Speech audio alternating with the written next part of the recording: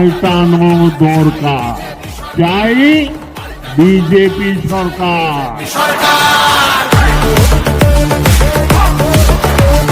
26,000 চাকরি গেল, যোগ্য পায় না বিচার। কয়লা বালি গরু মানুষ সবই হচ্ছে পাচার। খাটের তলায় লুকিয়ে রাখা কালো টাকার পাহাড়। প্রতিবাদ করলে বলে বিরোধী ধরে মার। সব দুঃখ ঘোচাতে হবে, সইব না তো তাই পাল্টানো দরকার, চাই বিজেপি সরকার।